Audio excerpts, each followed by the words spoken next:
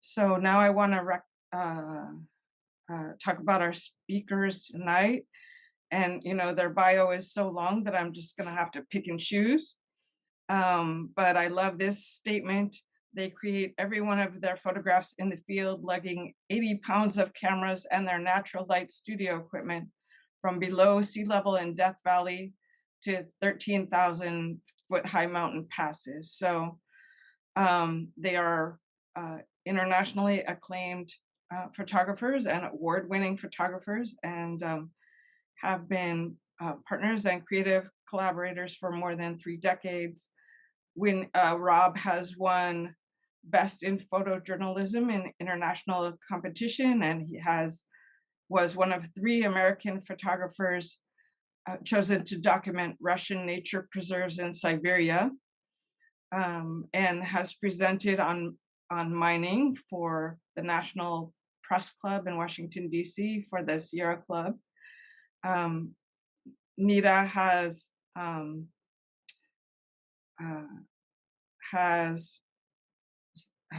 so many projects that I'm not going to list them either, but their work has been featured on NBC TV, KQED TV, Time, Mother Jones, and Sierra Magazine. And they are the recent recipients of the Sierra Club's 2020 Ansel Adams Award for Conservation Photography, which is amazing. And we are just so pleased that they could be here tonight and show us their amazing and gorgeous pictures. I would like to say that there's a couple of things that we are going to put their information, how to find them, and their book in the chat. But if you are in the Bay Area, there's a traveling exhibit at the Jewish Community Center through most of April, and at the San Diego Natural History Museum, there's a custom large print exhibit called California Blooming Wildflowers and Climate Change in the Garden State up through September. So we could all just, have one field trip where we all drive down to San Diego and look at the pictures. Anyway, welcome. You're on mute. Sorry about that. Thank you for the introduction, Orchid. Thank you. And for the invitation to present tonight. Let me get the screen up.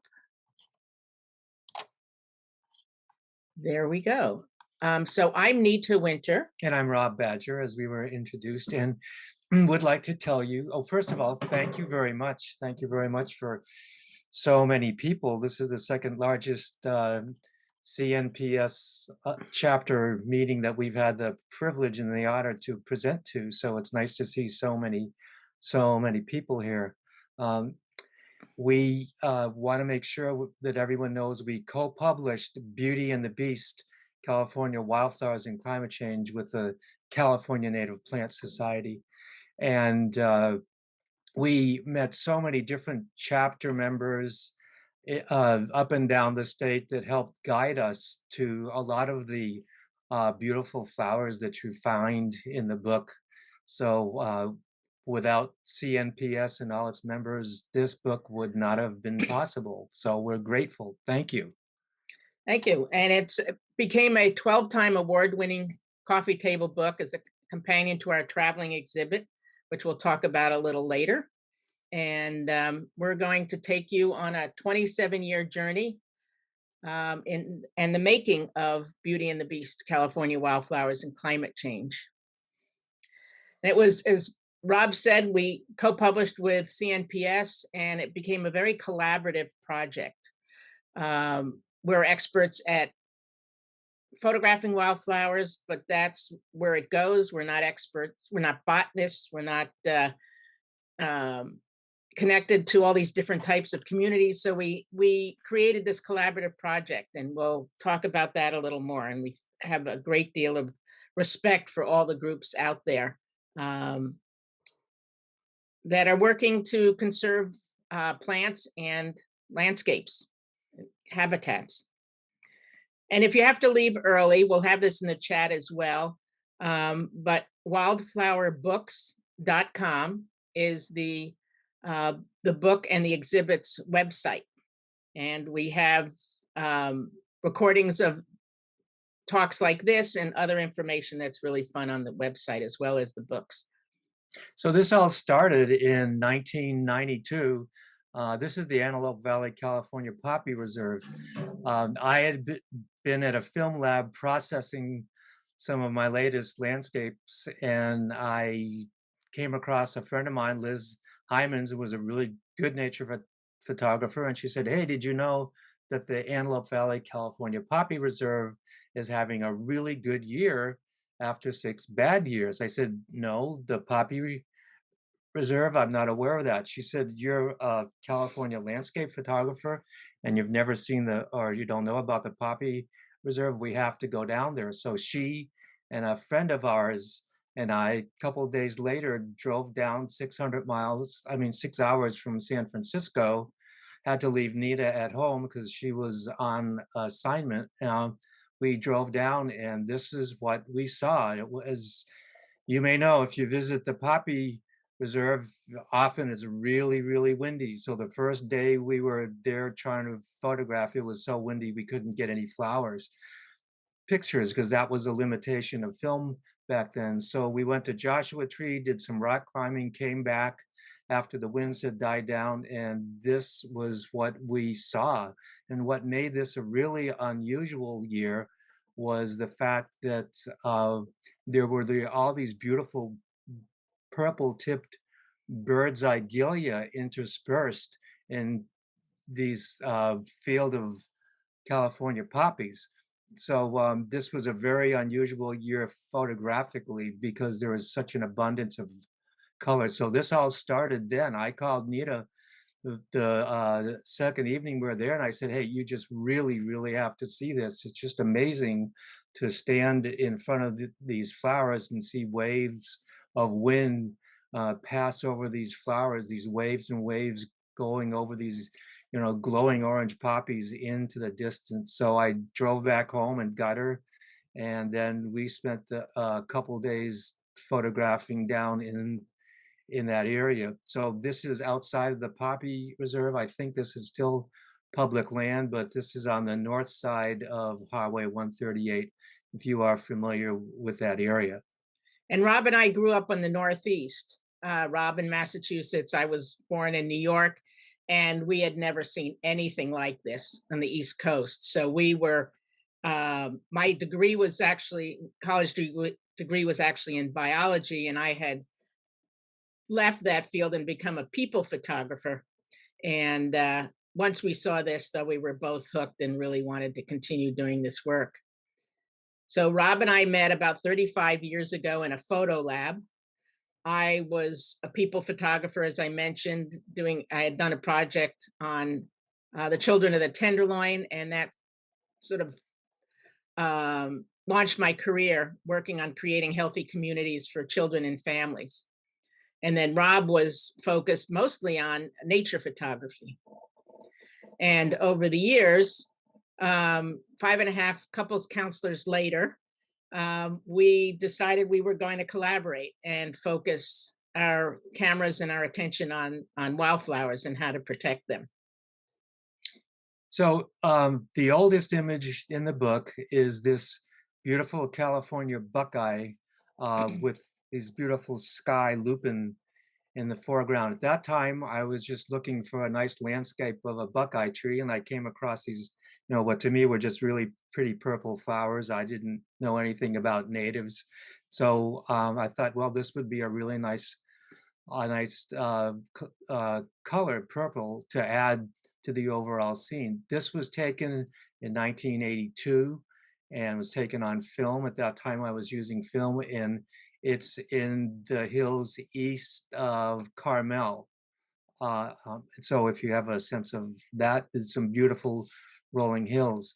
As Nita mentioned, when she met me, I was a landscape photographer, and I've been doing that for already about 20 years or so, and I just wanted to do more than get my images in magazines or calendars or other print publications. So I thought, what can I do with my photography as far as conservation goes? So I was able to get, over the years, about 30 different assignments from the Trust for Public Land to photograph private land that TPL wanted to incorporate into the public land system, whether it was state or regional parks or national forests. So this was privately held ranch land in the Sierra foothills that was adjacent to Sequoia National Park. And this was a really interesting time of year because the redbuds were in bloom.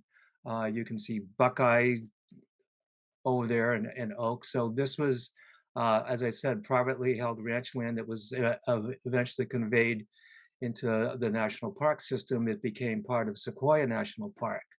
Well, I had also been doing a lot of work on environmental issues such as mining on public land, and I was photographing some of the destruction that was going on with open pit mining. I was also doing a lot of work on water issues. After a while, I just got really burned out on, photographing all these negative things. Emotionally, I just couldn't take it. So I just decided, well, I'm going to focus on using the beauty of what's on our public lands and help promote conservation efforts. And as I mentioned, I was a people photographer. And before I became a people photographer, I was actually a firefighter for CDF, which is now CAL FIRE. And this photo on the left, I had a small camera on my belt, and I had gone down to the Eel River to hook up a water pump and came back up the hill and was able to capture this photograph, which I was able to win my first photo award from Nikon from this photograph. And the reason that the smoke is so black is this was a pile of giant tires from land moving equipment. And on the right was from the Children of the Tenderloin series that I had mentioned earlier. I also did a lot of work for the Children's Defense Fund out of Washington, D.C., and worked with another artist, Taya Schrack, who did the hand coloring. I got involved in a series of projects, banner projects, celebrating diversity in different communities, and did that for many years, and started having some health problems. So I ended up doing less of the assignment work and was able to go out and do more field work with Rob, photographing wildflowers. So this is an area you may be familiar with. It's Carson Pass, which is south of Lake Tahoe. My understanding is it's a convergence of a few ecoregions.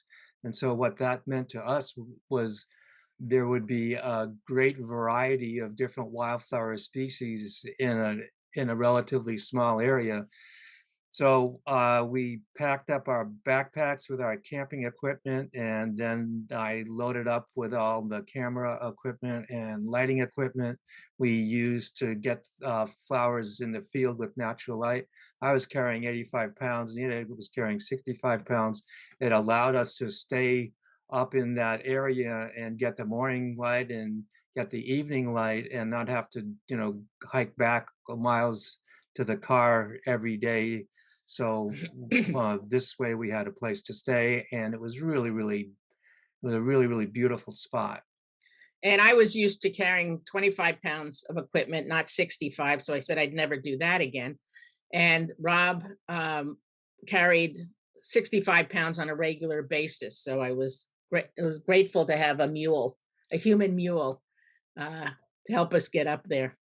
And in order to be able to pay for the work we were doing, we were selling our artwork to art consultants and architects, and they were getting, some of the work was getting framed and hung, and others were getting built into the architecture of hospitals. And this is 8 feet tall by 20 feet wide. And these are California native poppies. I developed a way to get the safely get the flowers in contact with a filter in front of the lens that allowed me to give a sense of almost touching the flower. This is called the contact series, it's very, very different from the strict botanical type portraits that we did. And we'll talk a bit about that later. So there were 7 different floors we did with just this type of wall. And as you know, California, you can find flowers 12 months of the year, but in the winter time, when we get a chance, we love to go out and photograph birds in the different refuges. And again, this artwork has been used in healthcare. And this is the Merced National Wildlife Refuge, these last 2 images. So one of the most frequent questions we get asked is, you've seen a lot of super blooms. Do you have a favorite one? Well, the most spectacular one we've seen was above the town of Gorman. You're probably familiar with that, around Tejon Pass, where Interstate 5 goes through. This was 2003. It was just an amazing year because there was such a variety of flowers, and the hills were just covered. From the bottom of the freeway up to the top of the ridges was about 1,000 feet. And then for a mile wide, it was just completely covered with such a variety of flowers. And this is just one detail of what we saw down by the freeway. So on the left side is public land, the Hungry Valley State Vehicular Recreation Area that we were able to drive up to. On the bottom. Yeah. On the left, the bottom. And Highway 5 goes between these 2 hills, and the background is private land. And as you probably know, living in Southern California, it's an area that many of us would love to see protected over time. So it was just a really beautiful experience. We got there when the passing storm was clearing, and what that meant was there'd be holes in the clouds as they moved by and the storm dissipated. So you'd have these dark skies in the background with certain areas illuminated by this intense sunlight. So it made some really interesting compositions. One of the hardest things to do was to settle on a composition because the light was changing and there was such a broad expanse of land to photograph. And our second favorite location was much more recently in 2017, and that was at Carrizo Plain during their super bloom. And this is the Tembler Mountains. So we're coming into Carrizo Plain up and over the Tembler Mountains from Bakersfield. And one of the things I love about this image is it shows you the difference between the south-facing and north-facing slopes and how the plant communities can be completely different. And someone told us about the desert candles were in bloom on the Caliente Mountains, which was on the west side of Carrizo Plain. And we had only seen a few desert candles before and came around the corner, and here was tens of thousands of desert candles. It was just magical. And one of the things that was really fun about the desert candles, which are in the mustard family, was that the stems are hollow. And so you get this wonderful sense of light coming through the stems. So this is the Carrizo Plain looking from the Caliente Range, like Nita mentioned, over the, this vast landscape of flowers. And you're looking at the Tembler Mountains, and Bakersfield would be on the other side. So we're looking east. And then this is a detail of some of the flowers that were down in the lower plains. And this image was taken with an iPhone 6. We figured out over the 27 years, we've used 12 different cameras, including the iPhone is included in the book. And there are 190 images in the book. So we started with film, which was really difficult to do macro work. And then in 2006, we converted to digital, and it made the macro work a lot easier. I could use lighter equipment, and I could see immediately what I was getting for a composition on the back LCD screen. I could see how bright the things were. So it was, that led us to more macro photography more quickly and more easily. So there are basically about 3 types of ways we've been photographing wildflowers in the field. If you look at the left-hand side of this frame, in the upper left-hand corner is an image of sneezeweed we took in the east side of the Sierras. So what we do is in the field, we put black or white backgrounds behind the flowers. The flowers are always safe and sound in the ground. We don't pick them.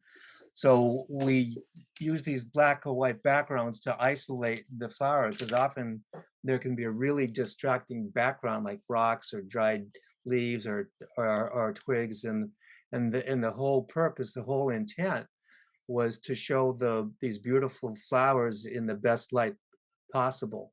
And this is a 2-page spread in the book, in the behind the scenes section, and the images are his, hers, and ours. And there are a lot of hours.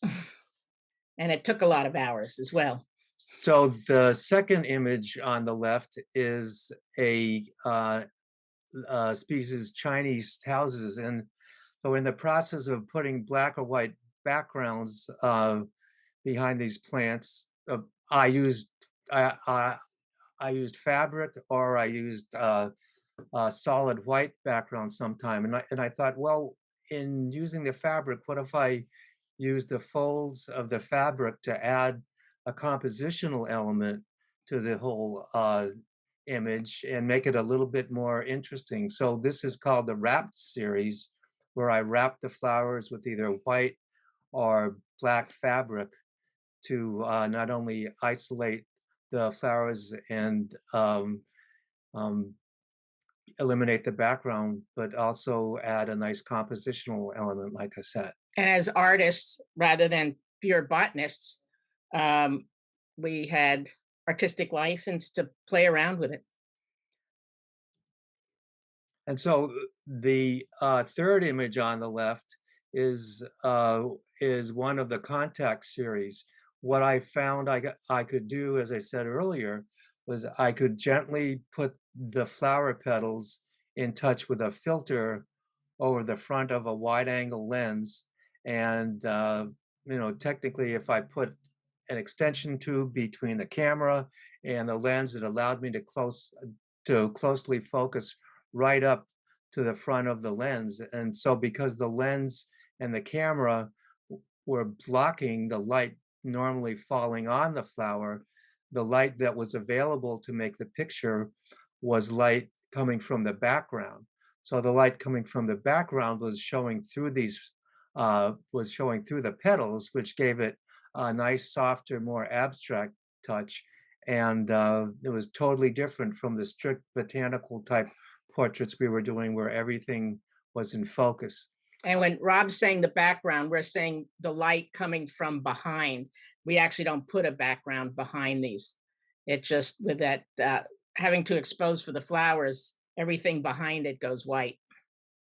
And so I always made sure that there were a few parts in the scene that were in sharp focus. What I really liked about this technique, the contact technique, was it was a softer, more abstract feeling, and I could do this without doing it on the tripod, because almost all of the strict botanical type portraits we were doing were done with me looking through the lens while the camera was on a tripod, usually pretty close to the ground.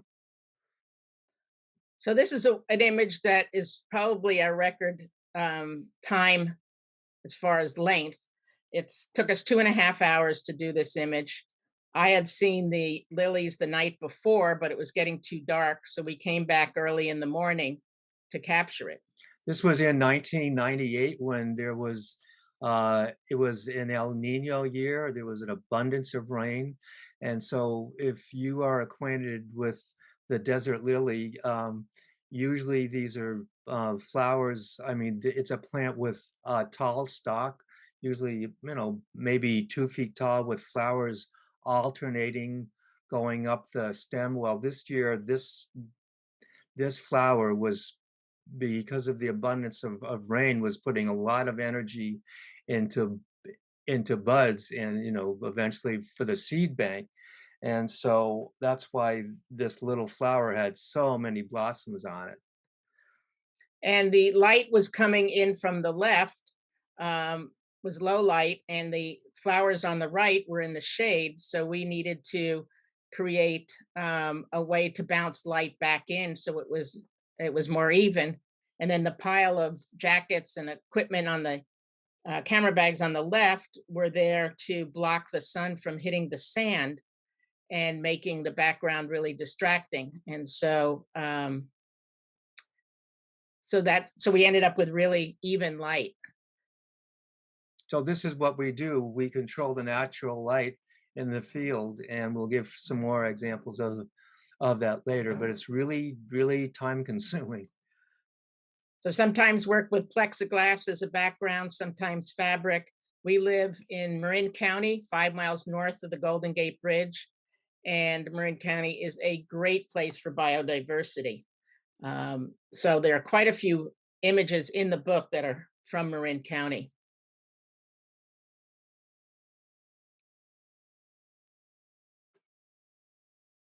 And it takes a lot of patience, and it can be quite uncomfortable. And I'm really fortunate that Rob is really patient and willing to be in those uncomfortable situations so that we can get the images. And as a kid, I was called Eagle Eyes, and I have really great eye-brain connection as far as color and shape. And so often I would find the flowers, and then Rob would start with a composition, and then we would take a look at it together and fine tune it.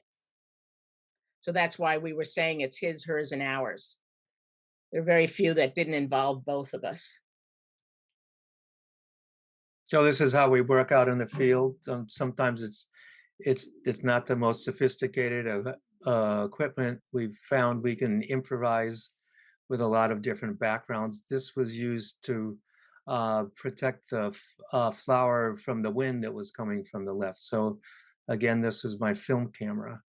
And if we can't access a flower, and we're going to do damage to native plants, we won't go for the picture. So often we'll put both a black and white background as we're photographing them, and then go, back home and edit what we've done and see what it was we like best. So we figured out, after timing our floral portraiture over a couple of months, that we spend an average of about 45 minutes from the time we unpack all our gear, do all the different compositions and backgrounds, and then pack up. It's about 45 minutes average per flower. Or pretty much a minimum of 45 generally. And we're always doing things as close to the roads or as close to trails or fire roads as we can. And then we're looking for different angles. You don't always photograph straight on, so that we have the variety of perspectives and shapes. Sometimes it's really windy, and so we actually have to set up a wind tent. And this was a really interesting Franciscan paintbrush that we found on Golden Gate National Recreation Area land in the Marin Headlands. I initially wanted to do the entire part of the plant with all the beautiful red parts. When I looked really, really close at it, I saw that if I just did part of it, there would be this beautiful abstract that almost looked like flames. So there are a lot of different ways to photograph. Either try to get the entire blossom in, or sometimes just try to create a beautiful abstract with some of the flower plants parts. And Mount Tamalpais is in Marin County, and it's a wonderful place for wildflowers. And not only are the wildflowers beautiful, but some of them have this wonderful fragrance. And this is the Western azalea that looks like it's dancing in circles and just smells beautiful. So this is Nita's image of a beautiful iris in the Quincy area north of Sacramento. And so, this was an area that had been previously logged. It was really easy to access these flowers without disturbing the surrounding environment. And if you can see on the bottom below my camera, rather than using a full tripod, there's something called a gorilla pod, which if you're photographing very low to the ground and don't want to carry much weight, it's a really nice tool to use. And then this was the image that came from it. So we love photographing with diffuse light. Sometimes we'll photograph a flower using direct sunlight, but if we diffuse the light with these diffusion discs that you see, we can soften the light falling on the image so we don't have bright highlights and really dark shadows. And we can also direct it. We can have it come from the side or from the back. Or on top. And so we have the ability to control not only the direction of the natural light, but the quality of the natural light falling on the flower. And then we use reflectors under the camera to bounce light back into the plant so the light is more even. So this is another example of the wrap series that we talked about earlier. And we try to get the light as even as possible, but often it still takes a bit of work in Photoshop to really even everything out the way we want. Then here's another wraps from the wrap series created on Ring Mountain, which is our favorite place in Marin County for wildflowers. And it's the Ring Mountain Preserve. And one of the reasons, or the main reason it was preserved is because of the Tiburon Mariposa lily, which only grows on Ring Mountain in about 3 or 4 populations. And it's a rather bizarre looking calcordis. So this was photographed at 11,000 feet in Morgan Pass on the eastern side of the Sierra.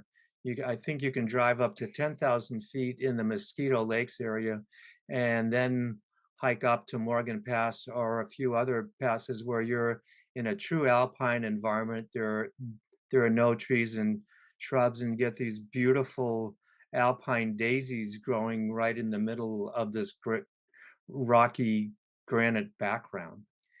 And this way we get rid of the rocks. We work with chiffon fabric if you want to play with that. And it's, but you can't do it if there's much of a breeze because the folds will get blown around. And we have a funny story where someone from a Northern California chapter invited us to do a talk, and she happened to be in Oregon at the time that we gave our talk. And a couple days later, I heard from her, and she said, "My friends in Oregon had fabric from Christo's running fence. And so we were inspired and went out into the garden and started wrapping flowers in Christo's running fence fabric," which we thought was really a fun story. And we love inspiring people to photograph in new ways. And again, another wrap series up in the Alpine area. Nice. And as Rob mentioned, sometimes we'll photograph flowers in full sun. And then we'll use a diffusion disc. Again, this is Ring Mountain. And then when you diffuse it, the light is very different. So here it is with a diffusion disc. Here it is with full sun. And there are qualities that can work for either one. People also want to know how much Photoshop work do you do. We photograph using the raw file format, and we have a camera. It's a 42 megapixel camera, which means it's high resolution, and the camera sensor was designed to record as much of a light range as possible. So you'd have as much detail in the highlights and as much detail in the shadows as you could. So this results in a very low contrast scene. Also, the cameras record the quality of the light, meaning the color of the light falling on the scene. So this scene was photographed under blue skylight, which added a blue tint to the overall scene. The only sunlight in the scene was in the extreme top center of the frame. You can see there's some light, kind of light yellow. So that was afternoon sunlight. So that's what the camera saw when we color corrected, because we want all our colors to be accurate photographing flowers. So we had a pure white instead of a white with a blue cast to it. This was actually what we saw, and this is the correct color for the plants and everything else going on in the background.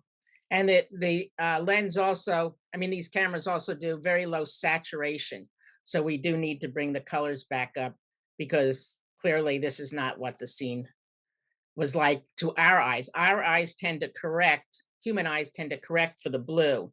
So we don't see it as blue. We see it more like this.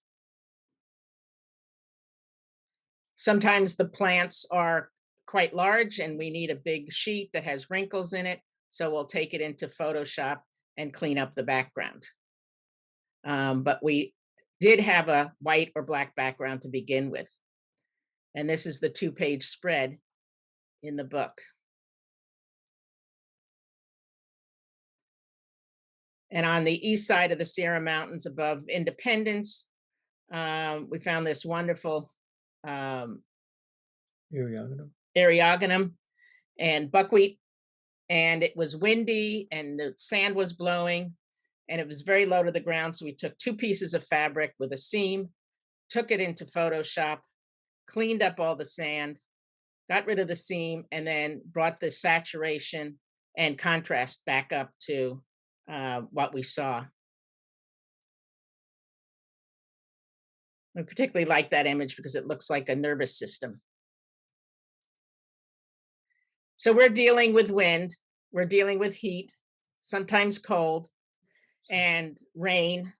And in this particular trip, which was into Utah, we were attacked by no-see-ums, which are smaller than mosquitoes, worse than mosquitoes. They itch for longer, and they also like to get in your ears, your nose, your clothes.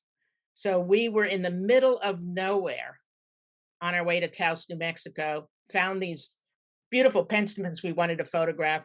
And within about 3 to 5 minutes, the no-see-ums had found us. So I had to go into the car and find some clean underwear and make some protective clothing for us.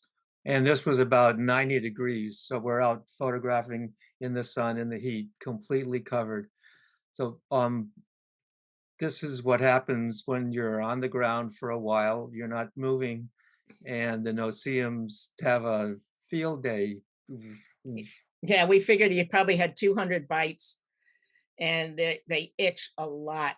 So I was really curious because we would drive up to a place and get out of the car. There were no bugs around, and within about 2 or 3 minutes, when we were near the flowers, all of a sudden there were swarms of bugs trying to bite us. So I did some research and I found that these bugs are nectar feeders. So they're going to be in the flowers that we want to photograph, but they need blood from an animal or a human so that when they lay their eggs, the eggs are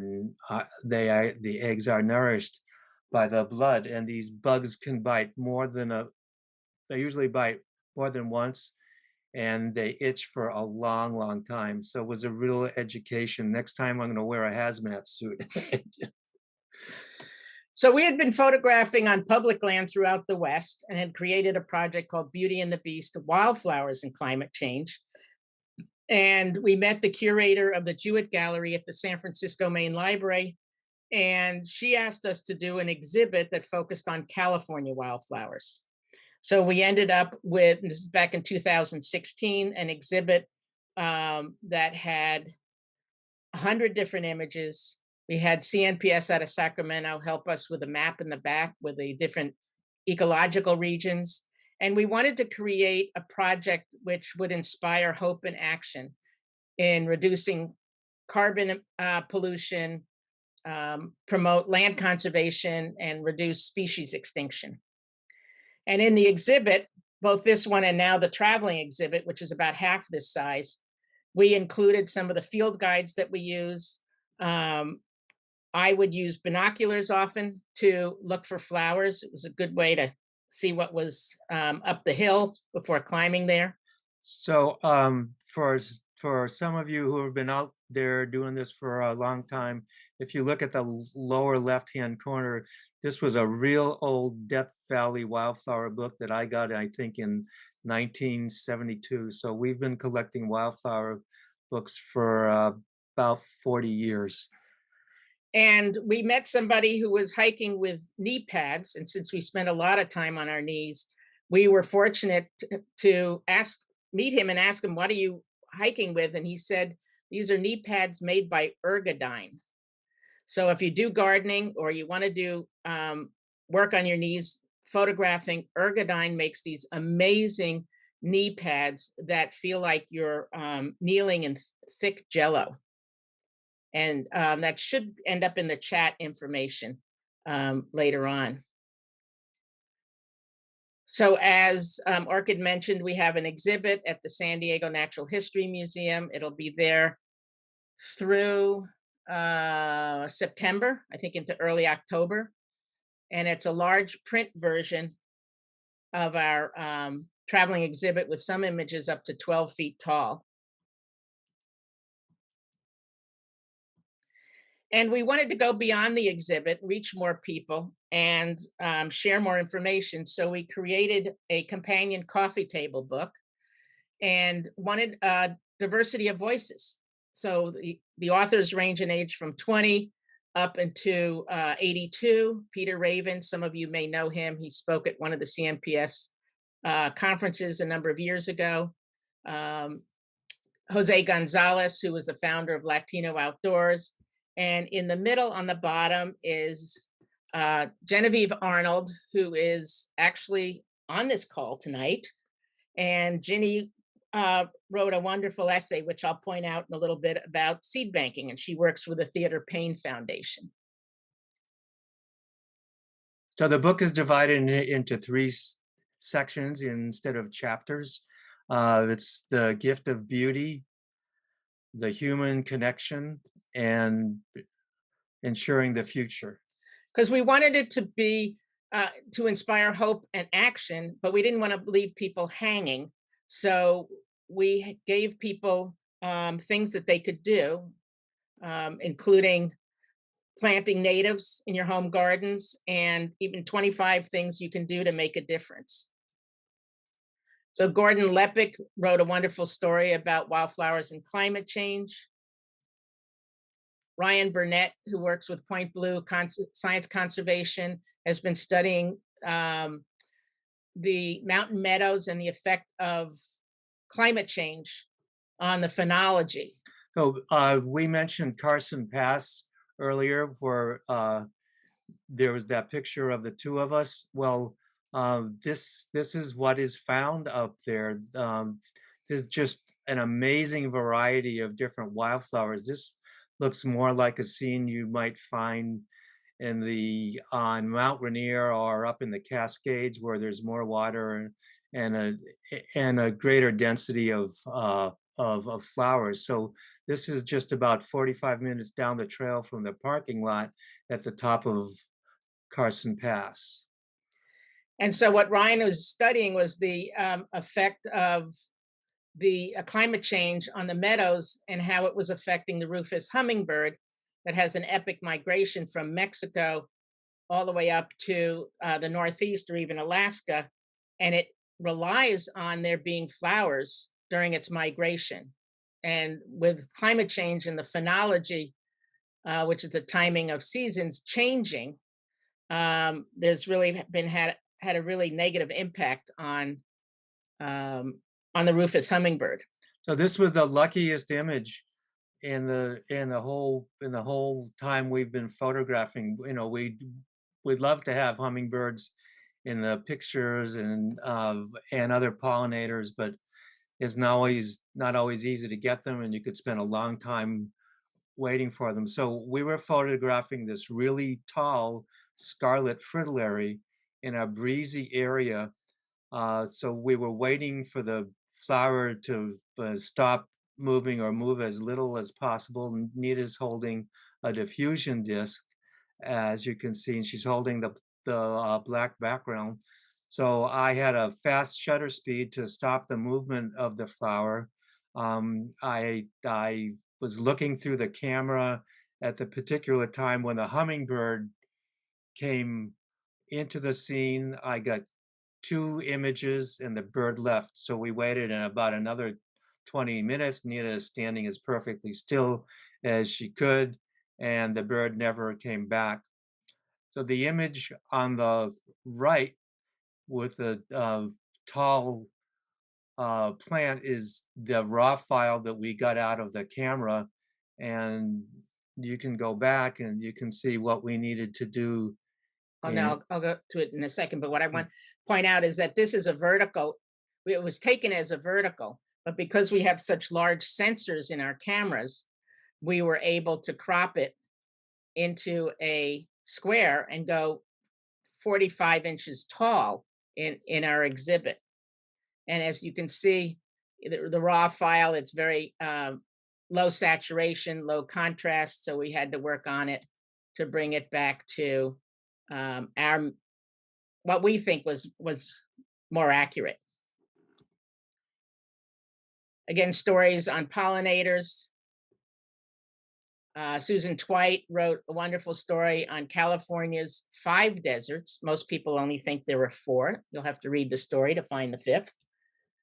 Robin Wall Kimmerer, who is the author of Braiding Sweetgrass, is one of her books. She's Native American botanist, professor, and author, and she wrote a wonderful story about what's in a name and the naming of flowers from her, what her grandmother called the wild strawberry to Carlos Linnaeus, and now with DNA changing the names as well.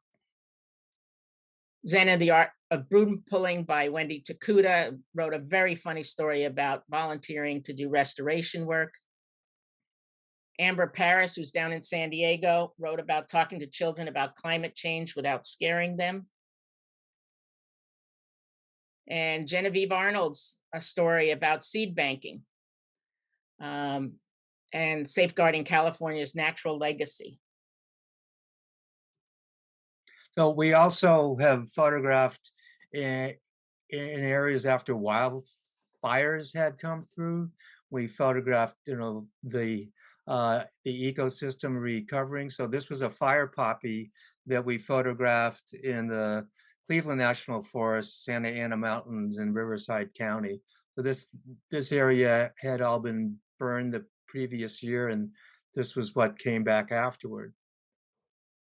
This was in Lake County, north of Napa, and I don't remember the name of the fire, but this was called Redbud Trail. There are a lot of redbuds and other bushes that have been burned, and these are the flowers that have come back after all these areas had been completely burned. And it was a good wet winter, so this is only 6 months. In this particular area, only 6 months after the fire. And of course, the lilies do really well, the bulbs. They've been fed by the ash, and if you've got good rains, and now they have a clear canopy, so they can get more sun. This meadow was all burned. The soil was just scorched, and this was what grew back. And it's really nice because you end up with no thatch, so it's very clean.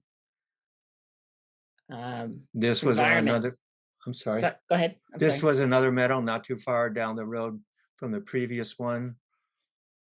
And this was the Pepperwood Preserve in Sonoma County. You can see in the upper left that the trees had been burned. And these are the flowers that came back the next year.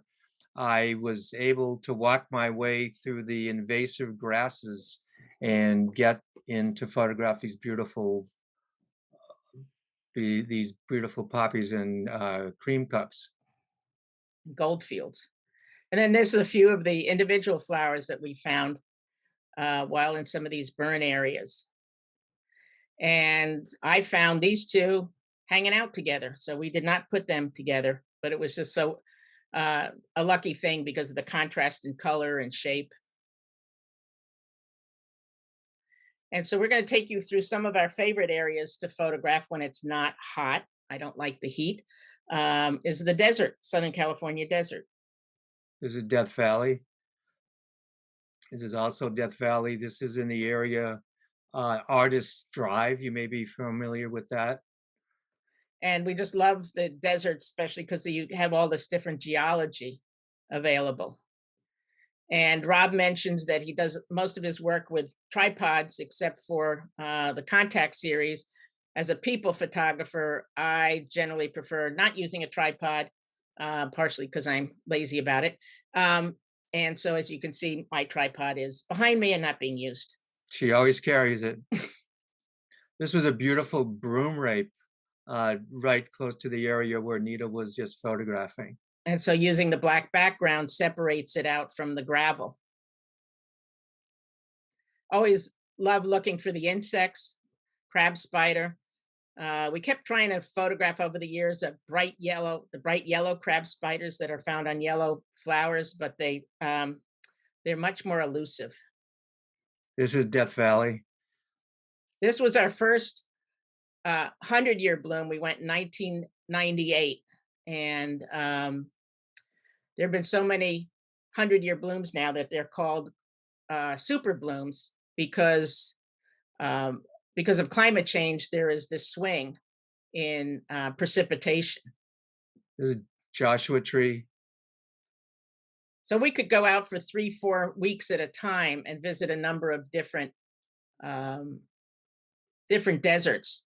And a lot of Joshua Tree is granite, so they're coarse granitic soils, and it makes an interesting texture background when you're doing details of the ground with the flowers in them. So on a normal year, you'd see 1 or 2 Canterbury bells in the wash in Joshua Tree, but in 1998, again, that was an El Nino year. What you're seeing on the left, on the right, is these beautiful Canterbury bells. There was so much rain and it lasted for so long that not only were there a lot of plants, but the plants kept growing and growing, and so they were probably at least about twice their normal size. Oh, much more than that, I think. Yeah, because of the abundance rain. We had frost in the morning. It was that cool. When we first got to Death Valley, 2 days later, it was in the 90s, and then a storm came through, and it stayed cool for the next 2.5 weeks. And then when you're photographing flowers, you need to sometimes know their behavior. We found out the hard way that 5 spots close up around 3 in the afternoon if you want to get them while they're open. And sometimes we'll photograph pretty much straight on to a flower as well.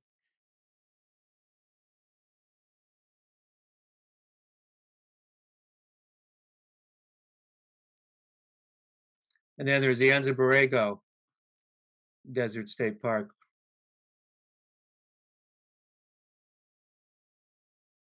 And sometimes leaving the blue light in there to contrast the yellow flowers.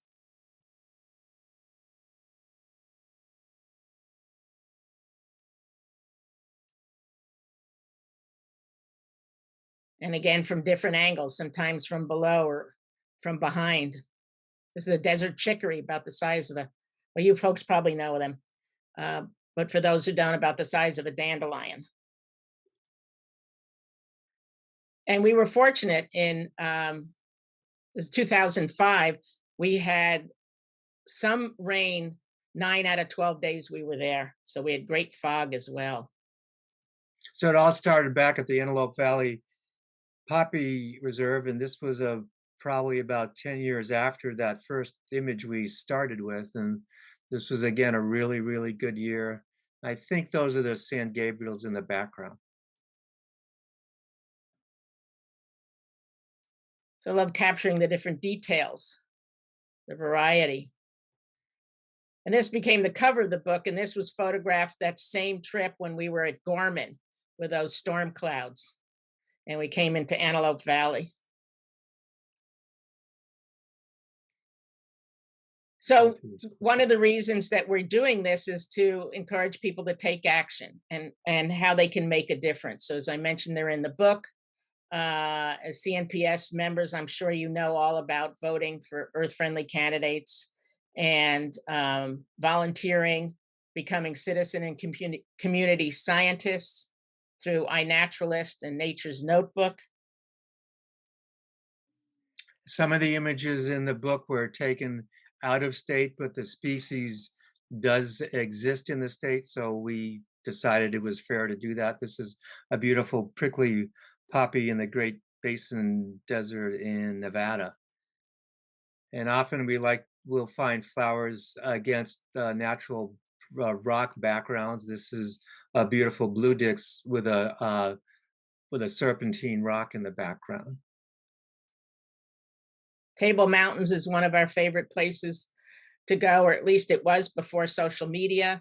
Having done this for 27 years, we have seen and heard of how it's really changed and how places just get flooded with people now. The image on the left, which is the Mountain Lady Slipper, we actually drove 150 miles to Quincy to see this flower. And the next few slides are just some of the 2-page spreads in the book. It took us 3 years to put the book together, 3 months to get the color the way we liked them. And you all know about these sites. But if there's somebody watching who is not as proficient with IDing, these are some of the ways you can get help with IDing. plantid.net. CalFlora, more detailed. And as you all probably know about, is CalScape, has this great garden planner online if you want to introduce more native plants to your garden. Theodore Payne Foundation has a great hotline for wildflower reports. The CNPS Facebook page or desertusa.com are some of the places that we go to find out what's happening. So these are some of the final images that we're going to show.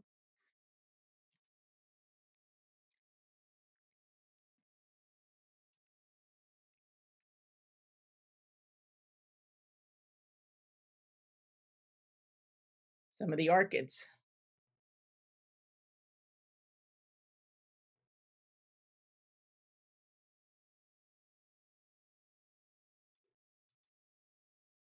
And I mentioned the map. This is also in the book, and it shows the 14 different ecoregions found in California.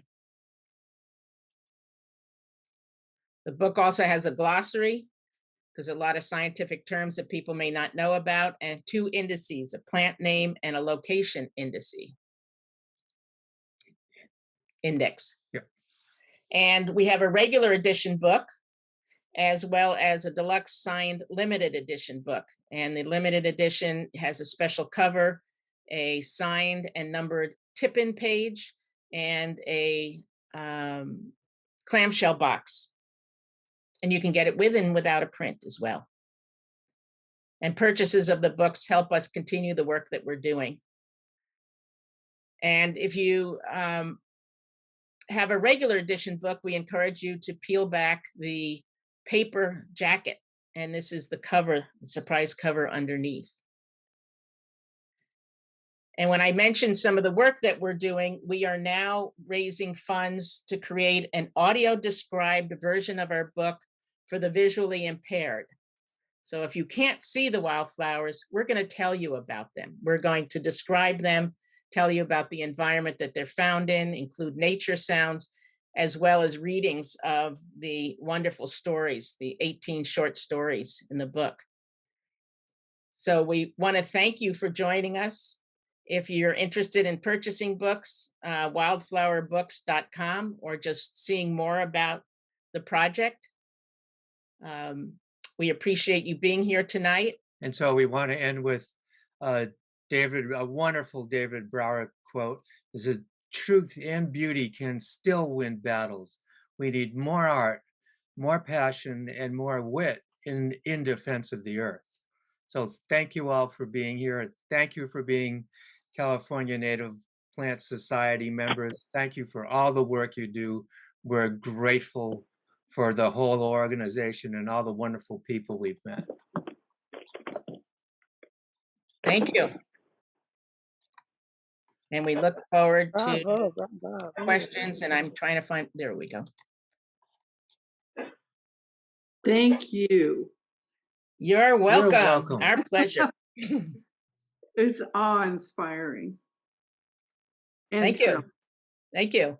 And despite this drought in Marin County, we went for a hike in the Marin Headlands near Rodeo Beach, if anyone knows where that is, north of the Golden Gate Bridge. And we did see 26 different wildflowers. Some just a few, but the poppies were definitely, despite the fact that we've had, what, 1.5 inches of rain in the last 2.5 months? Oh, it's been terrible, as I'm sure you know. So are there any questions? Do you see more irises than the 2 that you photographed, that you included?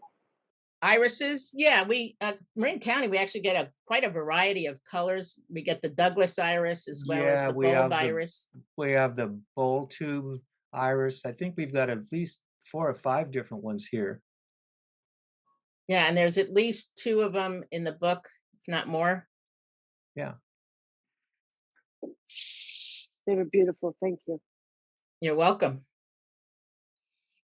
We have some raised hands. I don't know exactly how to, if people want to just unmute themselves and ask a question. Hey, this is Kimball. I have a quick question. Actually, I worked up in the Bay Area for most of my life, up off Market Street. I was, first of all, that's one of the prettiest places in the entire world. Specifically Point Reyes and all of those areas over there in terms of wildflowers. But I was wondering, I used to walk from Market and run a Tenderloin. Did you ever do any photography work with individuals with Glide Memorial Church down there with Pastor Cecil? He was one of our partners with Wells Fargo Bank in terms of giving back to the community. Oh yeah, when I did the Children of the Tenderloin series that I did, it was a 2-year series. So I got to know a number of the people in the area and did a poetry book actually for Cecil's wife a number of years ago. Janice. I'm drawing a blank on her full name, but yeah, they were doing wonderful work down there. But that was back in the 80s. Jillian, you had a question. Hi. Hi. I particularly loved hearing about the details about the background behind creating the photos and seeing the photos of Rob all crouched down low on the.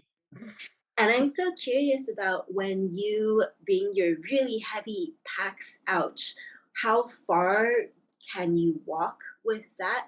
And do you normally set up a base camp in a place and then go out and photograph for a couple of days, or do you actually schlep that around and go from place to place for a few days?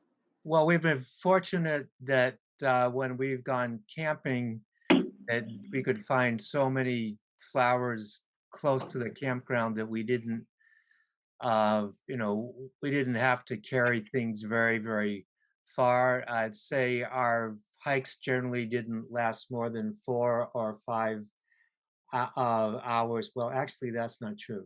We didn't get very far because it took so long to photograph, but we'd photograph for a long time. We'd start in the morning. Sometimes we'd just make it back to where we were camping in the least amount of light possible. So we often cut back in the dark because it was always another flower to do. Yeah. But we had a 4-wheel drive truck, so we also would head back on dirt roads often. And we rarely actually were in campgrounds.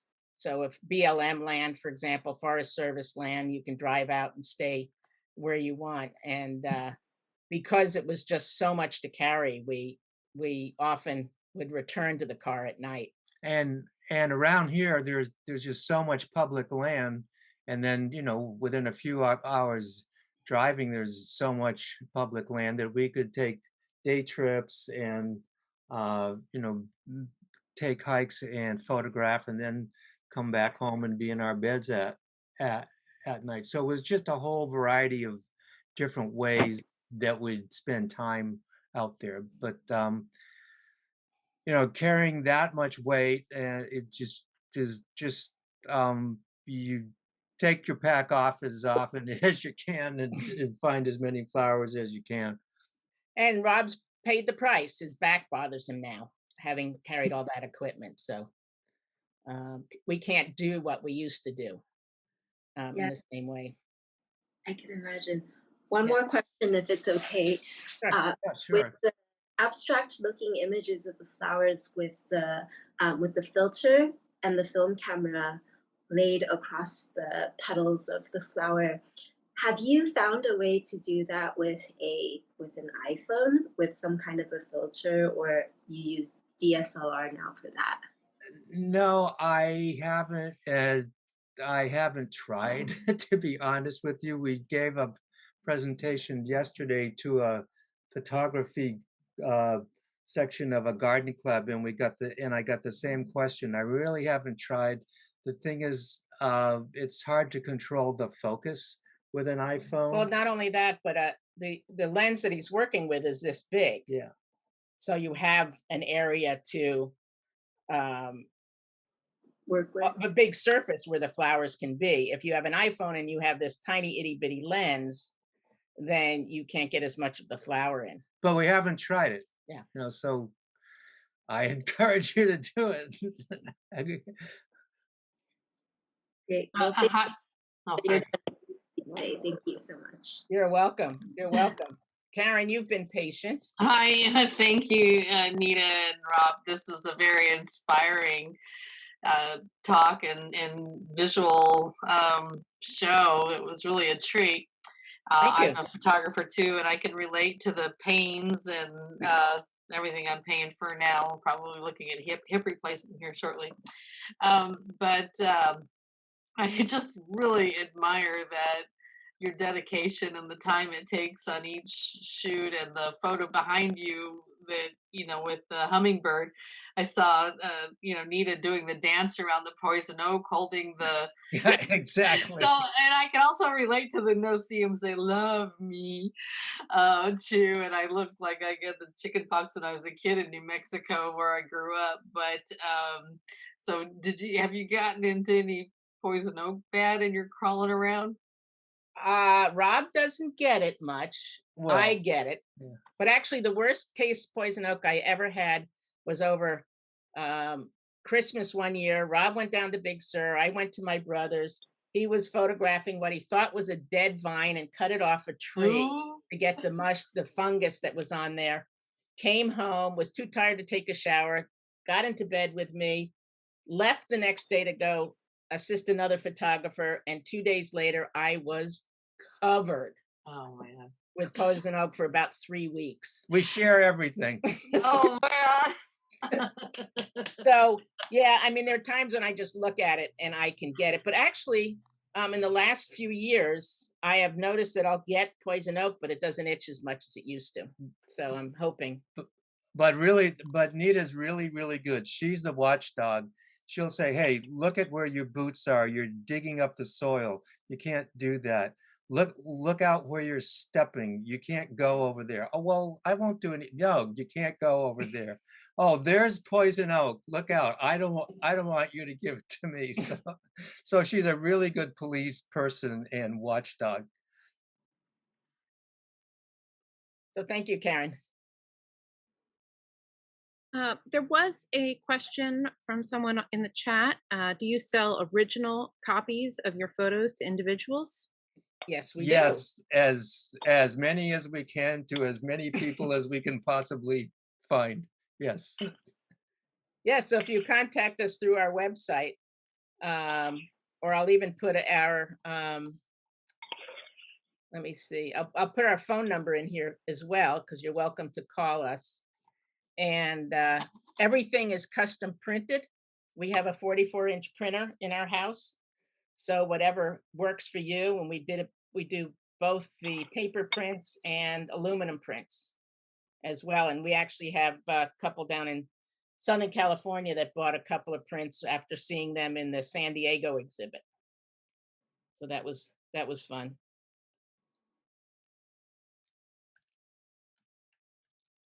I'm putting in my email address and phone number. And the winterbadger.com is our general photography website, which has more of my people work and the hospital work and that type of thing. And then the Wildflower Books is the one that's specific to Beauty and the Beast. Beauty and the Wildflower. Beast. Well, I think that was it for questions in the chat that you hadn't already addressed. So, Okay. Well, thank you for so many people staying so long. We're always grateful when we see we're 3/4 of the way through. We've talked a lot and we've only lost a few people. So thank you. It just really, really means a lot. And are you going to post this recording on your website? Okay, good. So you'll have we published to YouTube. Okay. And if you could send us a link, we'll Absolutely help spread it around. Well, thank you for all the work, those of you in CNPS that are helping to protect the flowers down in Southern California and throughout the state, because I'm wondering how far out our audience is. That's one of the fun things about the virtual talks is we sometimes get people even outside the country listening in. Well, thank you very much. It was a wonderful lecture and pictures. Thank you. Thank you. So not only are we working on the audio book, but at some point we'd love to do some children's books. Well, that would be fantastic. Yes. Yeah. Well, thank you very much. Thank you. Thank you all for staying. Thank Bye. you. It was just beautiful. Wonderful. Thank you. I am glad you enjoyed it. Have a nice evening. You too. We did.